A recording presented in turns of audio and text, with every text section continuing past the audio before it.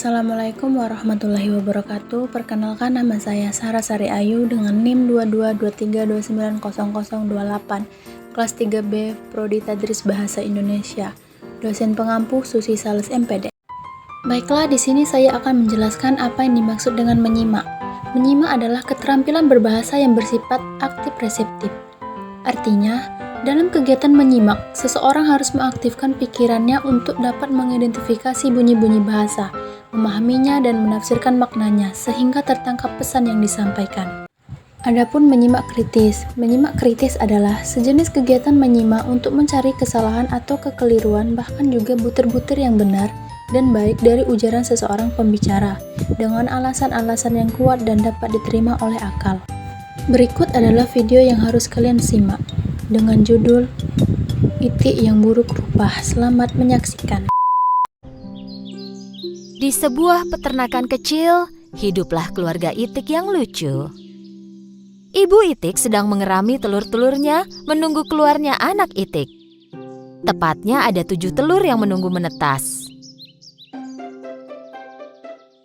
Satu pagi yang cerah, telur-telur itu mulai menetas.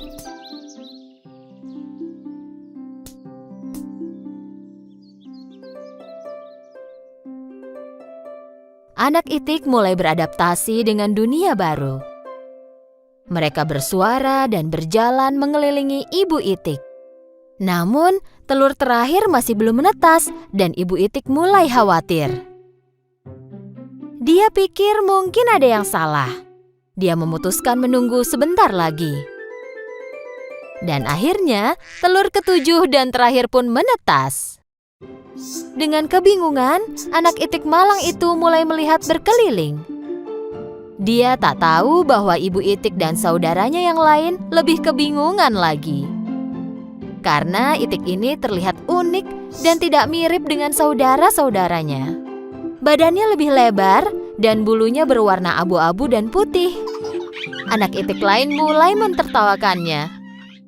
Kau anak Itik buruk rupa, kau tak mirip dengan kami. Aku tak mengerti, kenapa kau tak mirip dengan saudara-saudaramu? Buruk rupa, buruk rupa, buruk rupa, buruk rupa.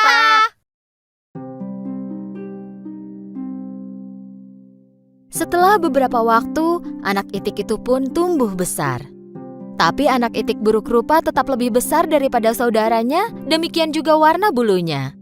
Kau tumbuh dengan cepat. Kenapa kau tetap terlihat buruk rupa? Waktu berlalu dan anak Itik buruk rupa tumbuh menjadi Itik yang penyendiri dan murung. Saudara-saudaranya tak mau bermain dengannya. Kami tak akan mau bermain denganmu karena kau buruk rupa. Semua hewan lain di peternakan itu pun mengejeknya. Itik buruk rupa, Itik buruk rupa. Nya. Itik buruk rupa, Itik buruk rupa. Sebaliknya, Ibu Itik melakukan yang terbaik untuk melindunginya. Anakku yang malang, kenapa kau begitu beda dari yang lain? Hari berlalu, anak Itik yang malang itu merasa sangat sedih.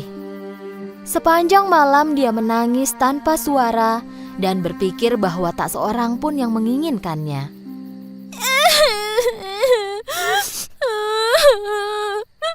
Kenapa aku buruk rupa? Kenapa aku tak mirip seperti saudaraku? Satu hari, pemburu mendekati danau dekat tempat tinggal mereka. Pemburu mulai berburu Itik yang mereka lihat.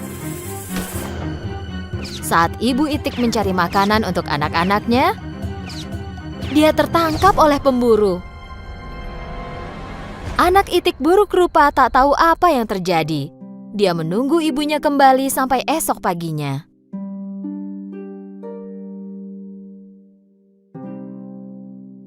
Anak Itik yang malang itu tak tahu harus berbuat apa. Pertama-tama dia mendatangi anjing, dan anjing itu mengusirnya dengan marah. Pergilah. Tak boleh ada yang melihatku bicara dengan Itik buruk rupa sepertimu. Kemudian Itik buruk rupa mendatangi ayam. Tapi ayam juga mengejeknya. Bahkan aku pun terlihat lebih baik darimu. Bak, bak, bak. Itik buruk rupa sangat sedih. Tak seorang pun menginginkanku di sini. Jika ibuku tak kembali, tak ada alasan lagi untukku tinggal di peternakan ini.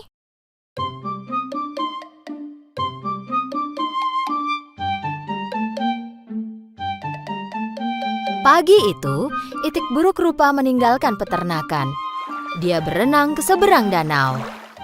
Dia menanyakan pertanyaan yang sama kepada semua hewan yang dia temui di jalan.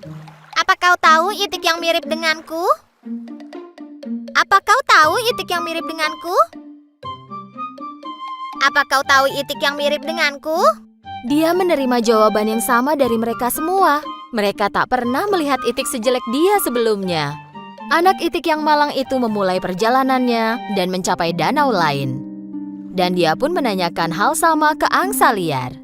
Kau tak boleh tinggal di sini. Ada pemburu yang berkeliaran. Cepat pergi dari sini.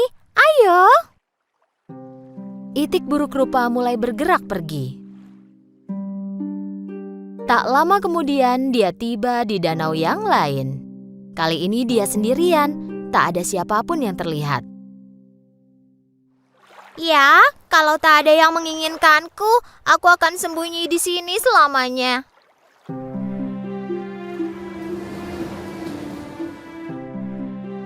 Meskipun sendirian, dia sangat bahagia.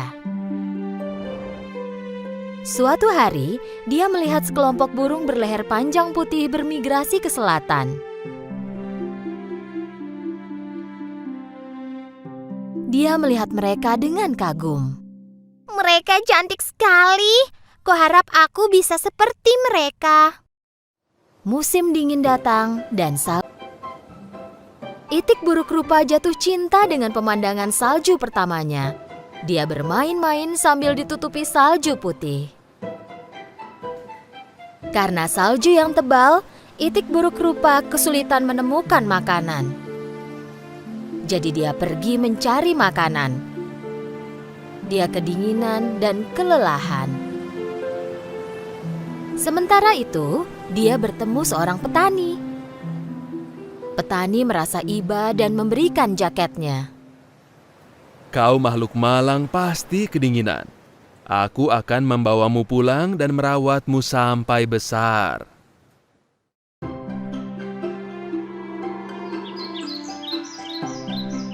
Petani menepati janjinya dan merawat anak itik itu. Saat musim semi tiba, itik buruk rupa sudah tumbuh besar. Supaya bisa punya tempat yang luas untuk bergerak, petani meninggalkan itik itu di danau. Kembali sendirian, tak lama itik buruk rupa melihat bayangannya di air. Tapi dia kagum pada apa yang dia lihat. Pertama-tama, dia tak mengenali dirinya sendiri. Dia pikir ada orang lain di belakangnya. Jadi dia melipat sayapnya dan melihat bayangannya pun melakukan hal yang sama. Dia merentangkan lehernya dan bayangannya pun meniru gerakan itu. Saat itu dia tahu bahwa burung luar biasa ini tak lain adalah dirinya sendiri. Oh, aku berubah sekali. Aku terlihat seperti burung yang terbang itu. Aku harus pulang dan menunjukkan diriku. Lalu dia pun pergi. Saat berenang di danau, dia bertemu sekelompok angsa.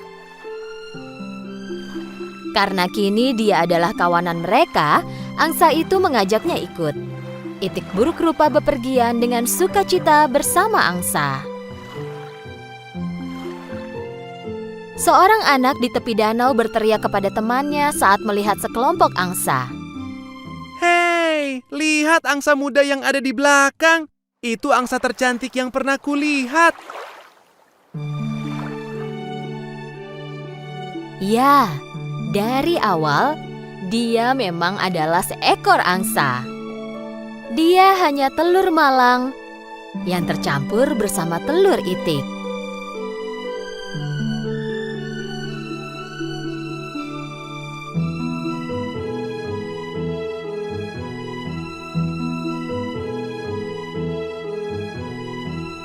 Tapi kini dia bersama keluarganya.